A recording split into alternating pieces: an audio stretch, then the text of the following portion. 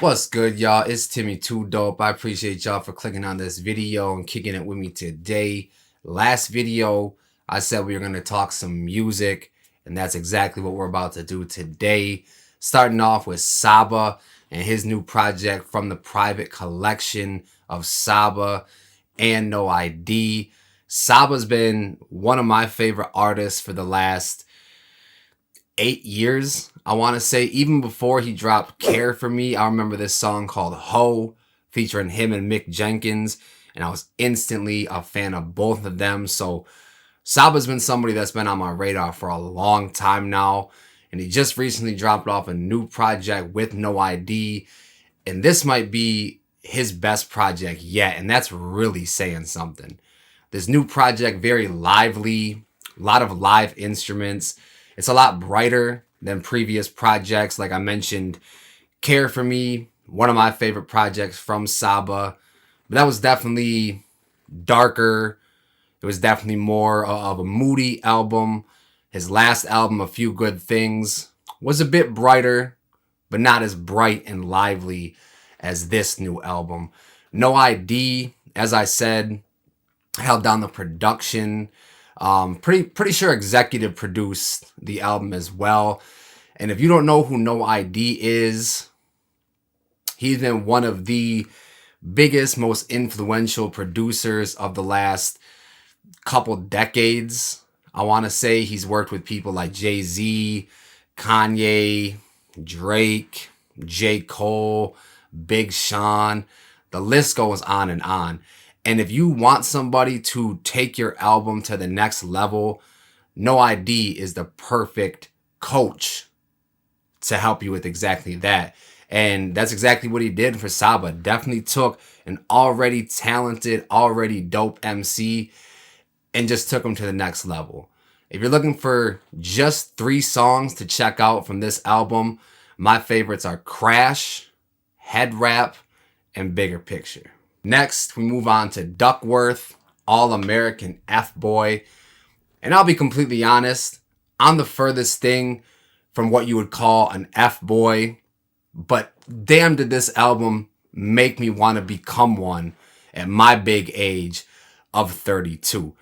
If you're like me, and this is your first time diving into Duckwrth at all, personally, I think he's a great mix of Frank Ocean, a little bit of Childish Gambino in there, a little bit of Tizo Touchdown as well.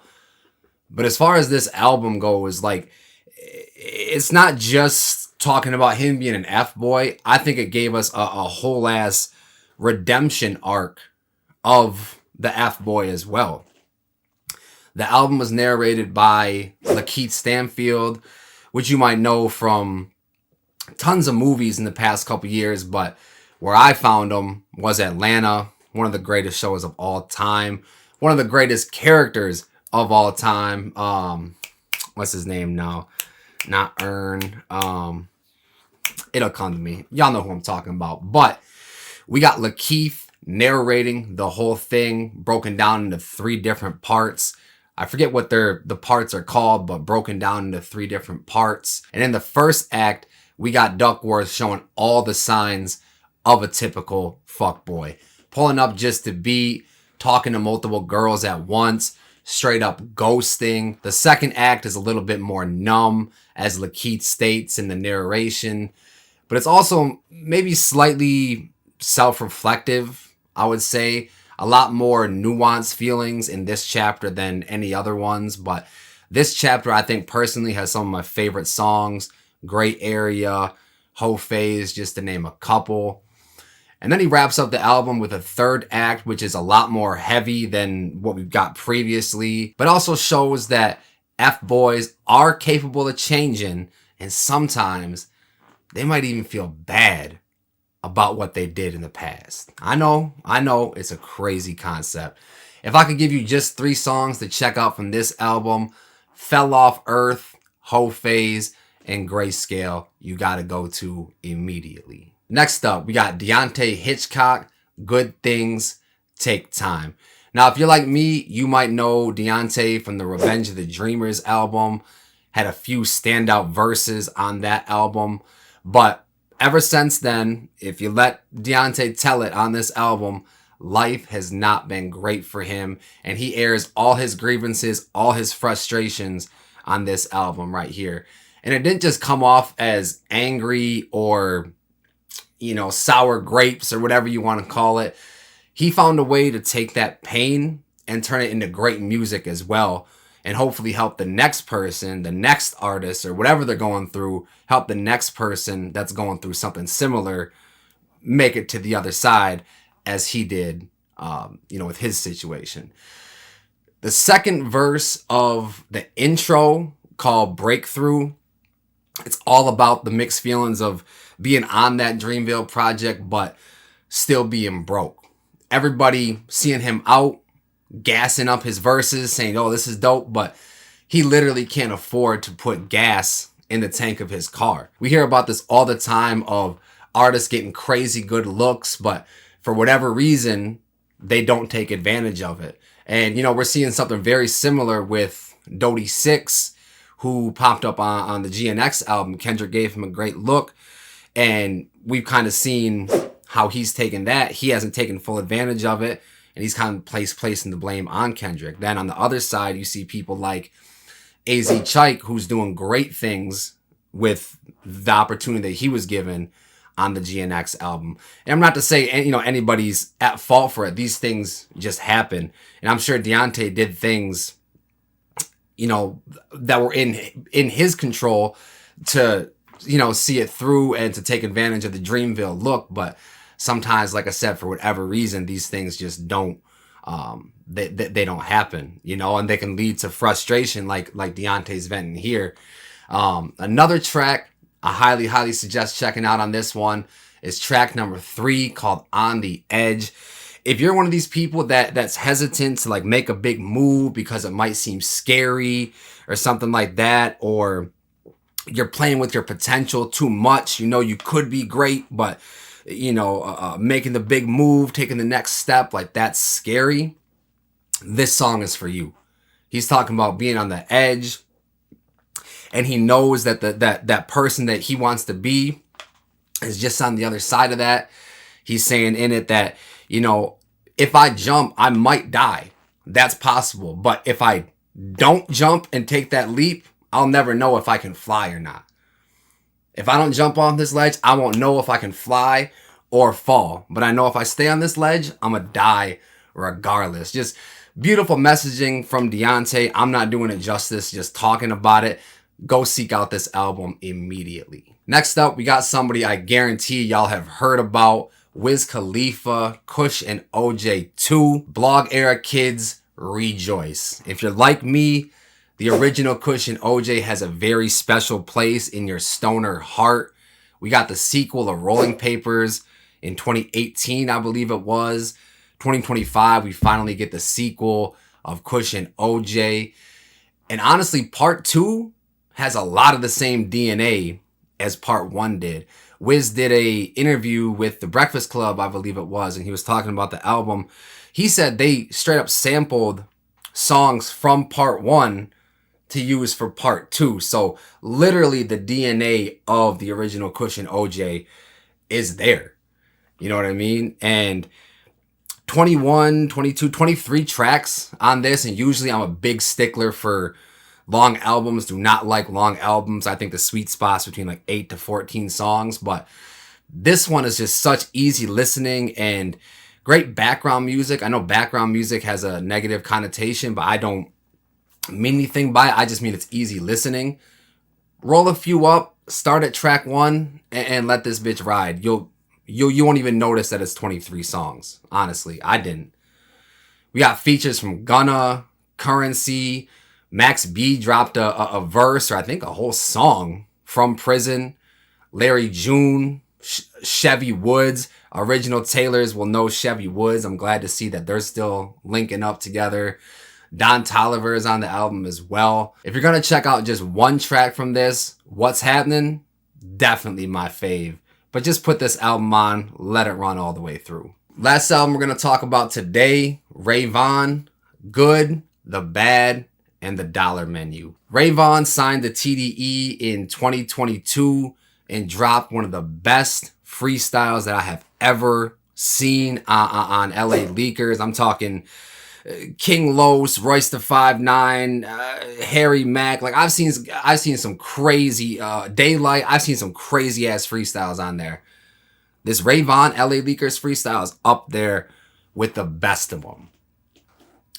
But after he dropped that, I remember him dropping a couple songs, and I feel like he just kind of went quiet, and I really didn't hear much about him until the pop out this last year with Ken and Friends. He popped up rapping his Problems. He's got a track with Pusha T, the track Problems. Huge pop from the LA crowd when he came out, did his thing, and made some new fans, got some new eyes on him. And then you fast forward to the start of this year, Joey Badass talking about too much West Coast dick licking. Vaughn's one of the only people that stepped up and said, you ain't about to talk about my coast like that. I got something to say back to you. So he stepped up, dropped a couple tracks against Joey, Crash Out Heritage. I forgot the name of the second one. But that got eyes on him, using that opportunity to throw his hat in the ring and say, yo, look at what I can do. And he showed the world that he gets busy. That's exactly what we're supposed to do. So he took that, parlayed that into dropping songs that were going to eventually be on the album. He's going to start his rollout for this album. Dropped Cemetery Lanterns, dropped Dollar Menu, dropped Flat Shasta, maybe a couple other ones that I'm forgetting. High quality, completely different songs too. The rollout to this album was great. And then the album comes. The Good, the Bad, the Dollar Menu. This album was a very emotional journey from start to finish, but it did have a few fun, ignorant tracks, if you want to call it that. Amazing TDE debut, just amazing debut in general. At times, and I'm sure this isn't a coincidence, at times the album reminded me a lot of Good Kid, Mad City. As far as the little skits, you know, at the end of songs, the beginning of songs, the skits that just tied the album together and just made it a cohesive project. Can't applaud that enough. Not enough people do that, in my opinion. As I said before, very emotional album. Some of the songs like Flat Shasta, 3 p.m. at Dairies had some bars in there that were so vulnerable that they felt borderline intrusive. But that's the reality of a lot of people, a lot of people's lives. Obviously, the reality of Vaughn's life. And I honestly feel like if you didn't go through some of the things that he's talking about, you might not feel him on this album. You might not connect to this album in the way that I did personally, in a way that a lot of other people will. This is a struggle album, bro. If you've been through the struggle, I find it very, very, very hard that you won't enjoy this album. At the very least, respect this album. Some great features on here as well. Some unknown people that I didn't even know prior to this, but I'm gonna definitely dive into some of their music as well. Jermaine, Ash Leone, Samara Sin. Samara Sin's a name I've heard quite a bit about in the past couple months. Of course, he's got the TDE label mates on there as well. Zay, J-Rock making an appearance, as well as the LA native La Russell. If there's one person missing from this album that I would have loved to hear, it'd be Westside Boogie, specifically on the song Miles Away from Heaven. Tell me he wouldn't sound great on that track. Those are the albums that I wanted to highlight a little bit from this year so far. But a few singles that are in constant rotation for me right now. Wale, Blanco, I said in the previous video, this song just makes me want to, I don't drink alcohol at all, but it makes me want to develop an alcohol addiction, get better, beat the addiction, and then relapse over some random shorty that I just met. You know what I mean? It's on that type of vibe. JID, Work, kind of on the opposite vibe. This shit makes me want to get up in the gym and hit a new PR on the deadlift, hit a new PR on the bench press, bro. This shit make me want to work out, go to work, make that money, whatever. Fits the vibe of the title perfectly. And last but not least, the homegirl Kennedy Ryon. She blew up past couple months on T-Pain's. He did like a March Music Madness type deal. And Kennedy Ryon, I don't think she won, but she definitely caught my eye, caught my ears. Her 2 songs she got right now, Baby Daddy Drama, just makes me want to piss somebody's baby mama off, baby daddy off, something. Get involved in some drama that I don't have any business being in. And then she got a song called Blume, which, no exaggeration, no hyperbole, might be one of the most beautiful songs that I've heard in my entire 32 years of living. Like, it might sound like I'm gassing it up right now, but go listen to that shit. Get a box of tissues before you listen to this shit, and then come back, hop in the comments, and tell me that song didn't make you tear up just a little bit, bro. That's all I got for this video, man. I know it was super long-winded. I'm gonna try to make these videos maybe like a weekly thing, maybe like a weekly music roundup, so it's not as long-winded, so I can just, do an album, maybe 2, couple singles that dropped in the week or whatever. But if y'all are liking the format of these new videos, liking the direction the channel's going in with these type of videos, please let me know down in the comments. Any feedback is appreciated. Really trying to just find a more intentional direction with the music content. You know what I mean? Watch the previous video that I just dropped talking about the channel update to see what the direction is going forward. But definitely going to be doing more review, talking type videos just like this. If you're still watching, I appreciate y'all for still watching, kicking it with me on this video. And as always, if it's not too dope, it's probably mids.